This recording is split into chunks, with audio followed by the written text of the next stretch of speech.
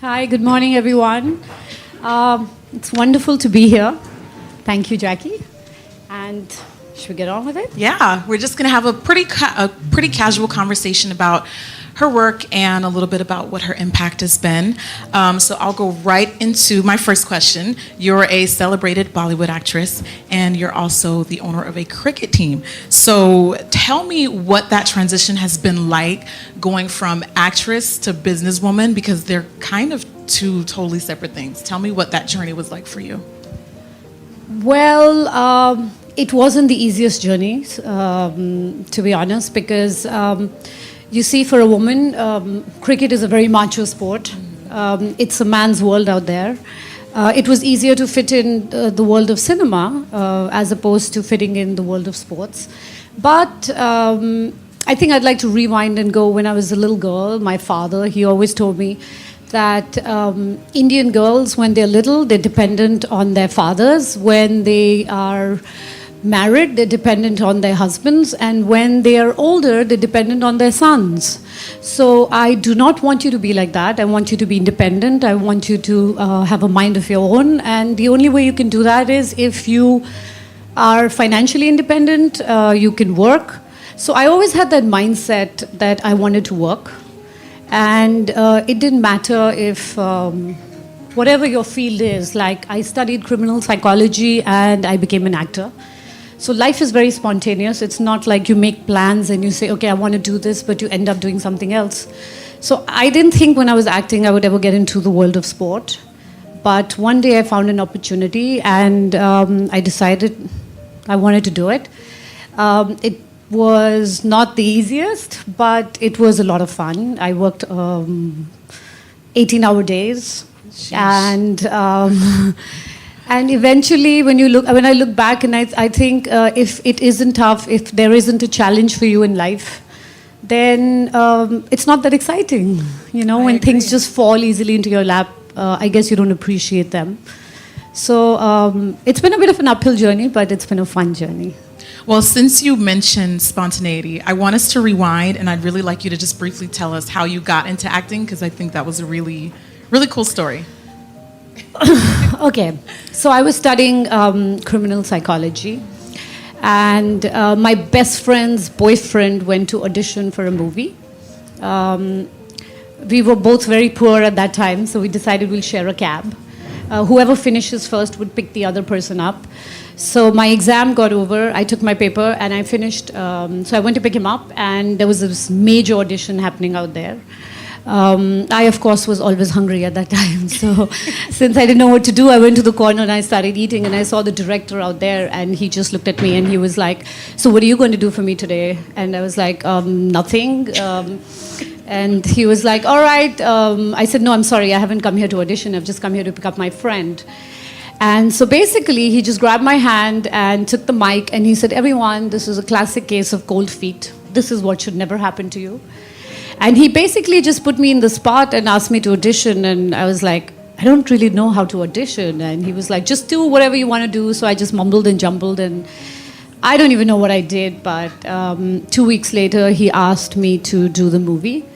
And I was on my way to Munich. And I thought, instead of me sharing a room with someone, if I do this film, I can have my own room when I study further. So it was as simple as that. I just signed on that film. And I became an actor.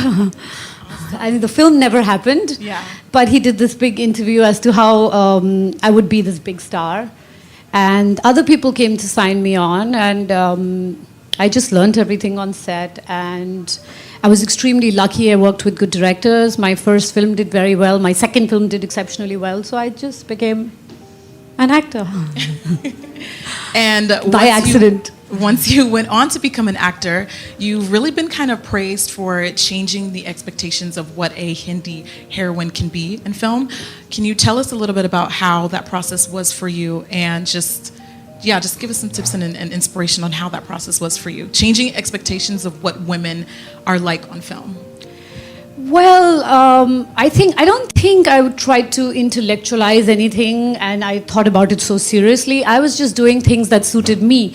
I was never the hot chick. I was never the sex symbol. I was actually very tomboyish. And so for me, I found it really difficult to be the damsel in distress all the time. I would rather be the person who fought the distress, right? So instead of focusing on roles that, well, I never really got those really pretty roles anyway, but I wanted to do roles that were more women of substance, that, you know, no human being is one-dimensional, no woman is one-dimensional, but it's very easy to cast a woman as the object of desire or somebody who's like, help me, please. And Indian cinema went through this whole...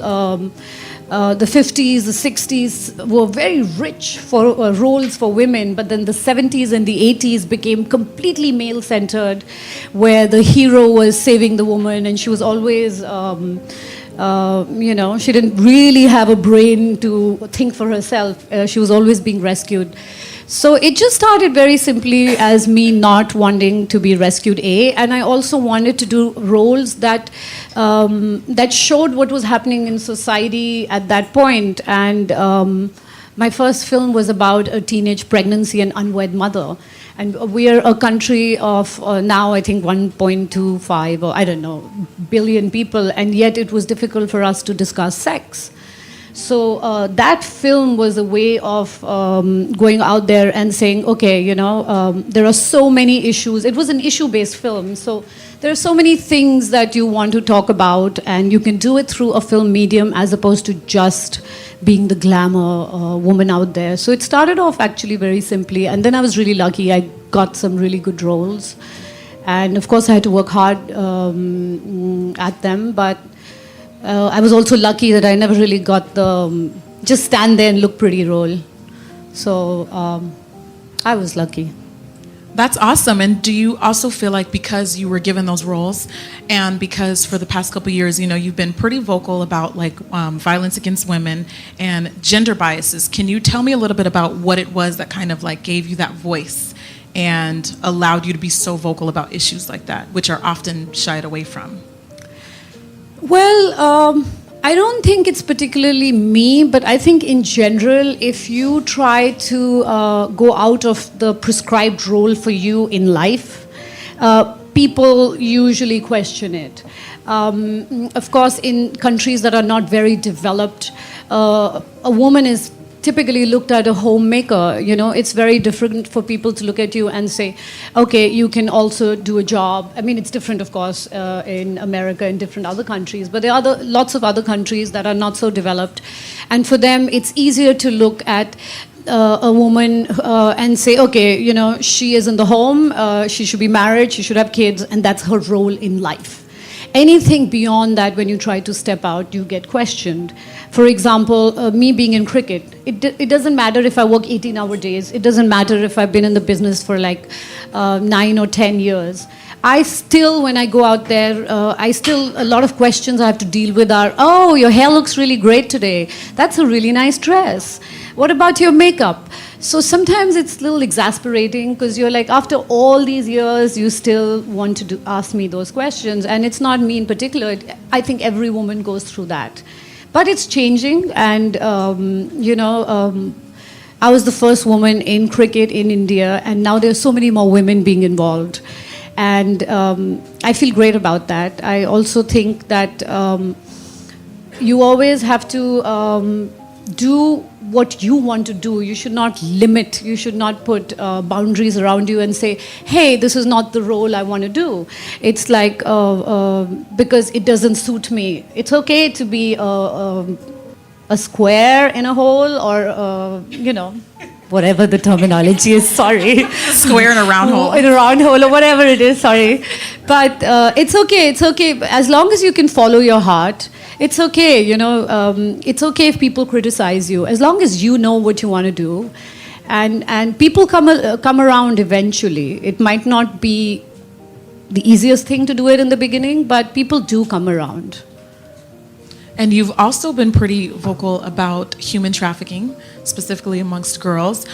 What do you believe, if anything, there could be done to improve that and to bring awareness to that and help that issue? Well, You know, I would like to rewind and go to a time when, very early in my life, I saw my maid. I had this maid who was really sweet and awesome, but she used to be the one who used to work, and her husband was an alcoholic and he wouldn't work. But every time she got her pay, he would come and beat her and take the money so that he could go drink. And we tried to go to the cops and we tried to help her out. And the first thing everybody told us is, hey, don't get involved. It's none of your business. It's something personal between them. Don't get involved. So that was something that really kind of shook me up, where I felt none of us really want to get involved unless it directly involves us, you know, unless something happens to us and then we feel really victimized and we feel, why isn't anybody else trying to get involved? So I think when I got famous, I felt I had a voice, and it was important to use this voice and to be involved. And I saw some kids, and I saw some people who were rescued from human trafficking. And it really broke my heart, because usually you think, okay, you know, they were like 8-year-old girls, 10-year-old boys, and they didn't have a voice. Nobody cared. It never really mattered to them to see what's going to happen. So it started off with that, and I think it doesn't matter if you can it matters if you can make a difference to one person, you know, as long as you can make a difference. So it started with that, and you know, after that it was just there. And what would be your last message that you would want to give to our audience and young girls around the world about empowerment and self-worth?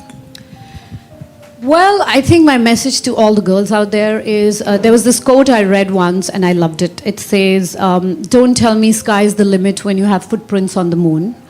So I don't think women and girls should limit themselves to anything. I think they should be brave enough to follow their dreams. It's okay to make mistakes. It's okay to fall. What's important is not how hard you fall, but how you get up after you fall. So go out there, follow your dreams. Unless you go and give it a shot, you'll never know where you'll land up. And I think once you decide you want to follow a certain path, even though there might be problems in the beginning and people might say, no, this is not the right thing for you to do, but if they see you're determined, they will support you. And I think that's it. You just go follow your dreams and be who you want to be. Especially now, it's 2016, you know. Now of all times is the perfect time. Yes. Yeah. I agree. And one last thing that I would like to ask you is, aside from being an actress, a celebrated actress, and a